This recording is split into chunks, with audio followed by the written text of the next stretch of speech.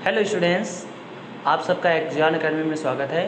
Students, आज हम लोग इलेक्ट्रिसिटी का लास्ट पार्ट पढ़ेंगे। इससे पहले हम लोगों ने जूल्स हीटिंग इफेक्ट को पढ़ लिया था।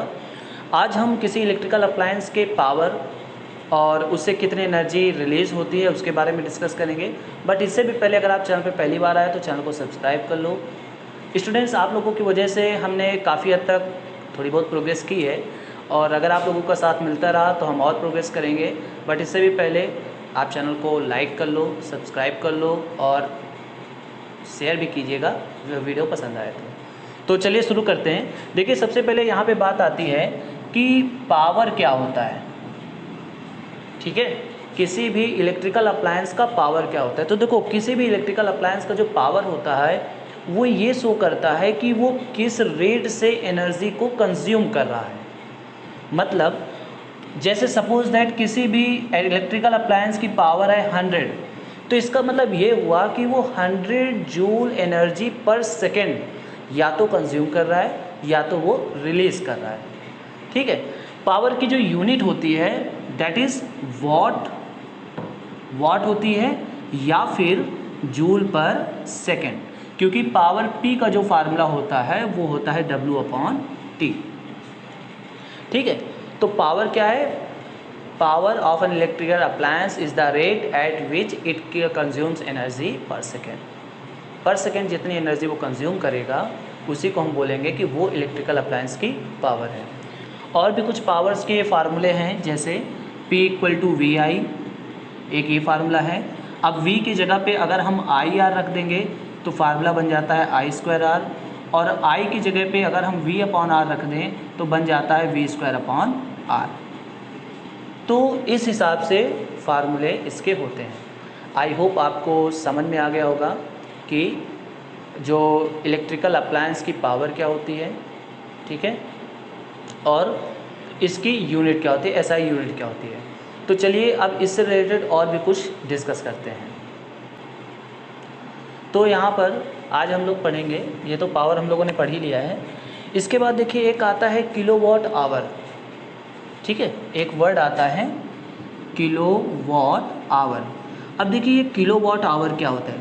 Kilowatt hour is the unit of electrical energy, commercial unit of electrical energy.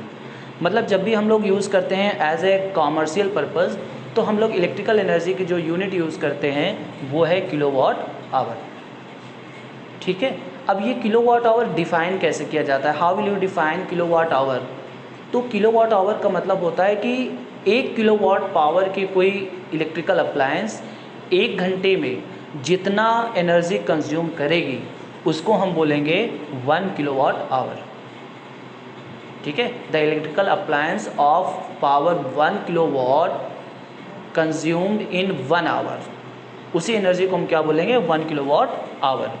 और यहाँ पे 1 किलोवाट आवर की जो यूनिट होती है, मतलब अगर हम इसको जूल में कन्वर्ट करें तो 3.6 × 10⁻⁶ जूल या फिर 3.6 मेगा जूल।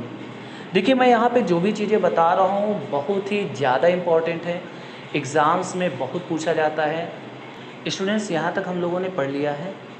अब इसके बाद हम लोग क्या करेंगे, जैसे मान लिया इसको किलोवाट आवर को और भी कुछ बोला जाता है, वो है यूनिट।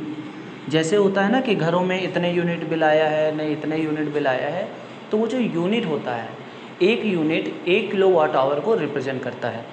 अब मान लीजिए कि आपको काउंट करना है कि आपके घर का खर्चा कितना आया है, तो उसके लिए हम लोग कैसे काउंट करेंगे? ठीक है, तो काउंट करने के लिए एक फार्मूला होता है, नंबर ऑफ़ यूनिट जो फार्मूला आता है वो आता है वॉट × आवर × डे अपॉन 1000। ये नंबर ऑफ़ यूनिट को काउंट करने का फार्मूला है। अब इसको हम कैसे यूज़ करते हैं?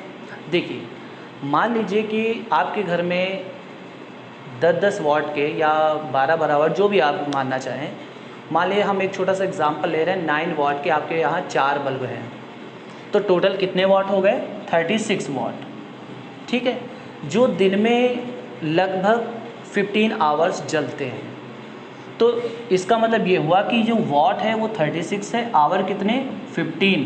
और हमें जितने दिनों का खर्चा निकालना है, सपोज दैट हमें 30 दिनों का निकालना है, तो हम लोग यहाँ पे लिखेंगे 30 डेज़। अगर हमें कम दिन का निकालना है तो हम कम लिखेंगे। तो अगर हम यहाँ पे इसको कैलकुलेट करें तो समझिए 36 इंटू 15 इंटू 30/1000। तो बताइए इससे ये कैंसिल आउट, 5 से ये 3 टाइम्स, 5 से ये 20 टाइम्स, ठीक है, 4 से ये 5 टाइम्स, 4 से ये 9 टाइम्स। तो यहाँ से कितना आया, 9 3 जा 27, 3 जा 81, सो 81/5 दैट मीन्स 16.2 यूनिट, 16.2 यूनिट, यानी इतने यूनिट का खर्चा उठेगा 30 दिनों में। अब देखिए इसकी कॉस्ट की बात करें तो सबकी अलग अलग रेट होती है कॉस्ट की। शहरों में 4 रुपीज़ पर यूनिट, गांव में 2 रुपये 3 रुपये पर यूनिट। तो पर यूनिट जो भी कॉस्ट होता है उसको मल्टीप्लाई कर देंगे तो हमें बिजली का खर्चा मिल जाएगा। तो इस तरीके से हम लोग किलोवाट आवर में नंबर ऑफ़ यूनिट को फाइंड आउट करते हैं। आई होप आपको यहाँ तक क्लियर हो गया होगा। देखिए ये सब चीज़ें बहुत ज़्यादा इंपॉर्टेंट है। और एक जो और डेफिनेशन रह गई है वो ये समझिए, कभी कभी पूछा जाता है कि 1 वॉट को डिफ़ाइन करो, ठीक है, डिफ़ाइन 1 वॉट। तो 1 वॉट को आखिरकार कैसे डिफ़ाइन करेंगे, समझिए 1 वॉट का, देखिए वॉट का फार्मूला क्या होता है, P = VI, P = VI। तो बताइए यहाँ पावर का यहाँ पे वैल्यू 1 कब होगी, जब V को 1 कर दिया जाए और I भी क्या हो जाए, 1 हो जाए। तो जो पावर होगी वो 1 वॉट होगी। तो अब हम इसको डिफ़ाइन कैसे करेंगे, इसको हम बताएंगे कैसे। तो इसके लिए कह सकते हैं the power of an electrical appliance is said to be 1 watt, the power of an electrical appliance is said to be 1 watt if he draws 1 ampere of current wire connecting a potential of 1 volt. यानी किसी electrical appliance के power को हम 1 what कहेंगे अगर वो 1 ampere की current draw करता है 1 वोल्ट की पोटेंशियल से कनेक्ट करने पे। सो आई होप आपको ये वॉट का मतलब समझ में आ गया होगा। किलोवाट आवर क्या होता है, इसमें नंबर ऑफ़ यूनिट कैसे निकालते हैं, 1 किलोवाट आवर में कितने जूल होते हैं। तो ये सारी चीज़ें आपको अच्छे से तैयार कर लेनी है। नेक्स्ट वीडियो में हम लोग अच्छे न्यूमेरिकल सॉल्व करेंगे। और चैनल पे पहली बार आए हो तो चैनल को सब्सक्राइब कर लो। जय हिंद।